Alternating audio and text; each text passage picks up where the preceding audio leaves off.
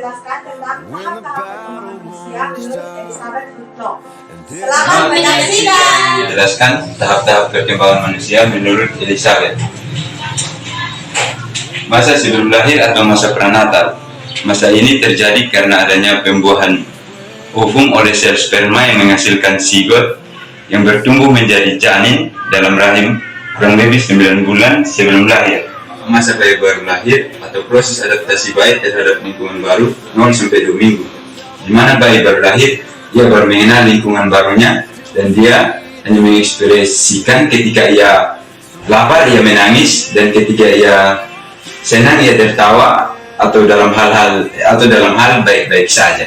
Masa bayi atau masa bayi belajar berkomunikasi dan berinteraksi 2 minggu sampai 2 tahun, di mana bayi tersebut mulai belajar berkomunikasi yang diajarkan oleh orang tua dan orang-orang di sekitarnya, di mana ia sudah mau belajar berinteraksi atau belajar merayap, merangkap, dan dia mau belajar berjalan. Masa kanak-kanak awal, yaitu sudah bisa berkomunikasi dan berinteraksi. Masa anak-anak awal adalah masa anak-anak mengadakan berinteraksi secara dasar dan orang lain, yaitu yang disebut dengan masa prasekolah. 5. Masa kanak-kanak akhir, yaitu masa memasuki usia bersekolah, di mana masa kanak-kanak akan memasuki ini membutuhkan keterampilan otot, mengembangkan konsep-konsep, mengembangkan moral dan skala-skala nilai, dan juga mengembangkan nilai-nilai lembaga. Nomor 6, masa pubertas, yaitu masa peralihan antara masa kanak-kanak ke masa remaja. Laki-laki akan mengalami pubertas, mimpi basah, tumbuh jerawat. Perempuan akan mengalami menstruasi dan tumbuh jerawat.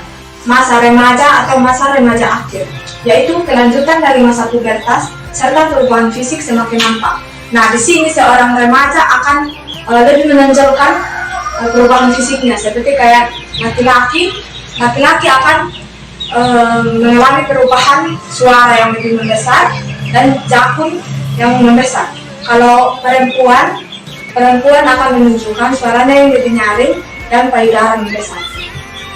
Di sini juga para remaja akan mencari pergaulan yang lebih mendalam.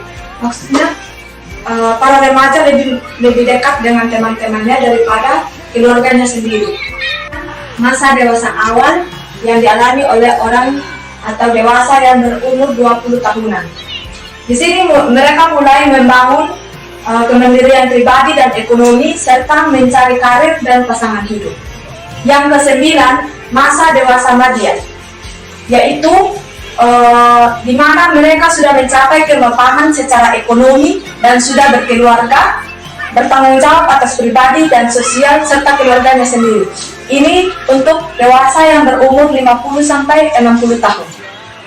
10. Masa usia lanjut adalah masa-masa pensiun atau kondisi fisik yang melemah, yaitu di mana umur 60 tahun ke atas tidak lagi bekerja atau beraktivitas dalam hal-hal yang berat.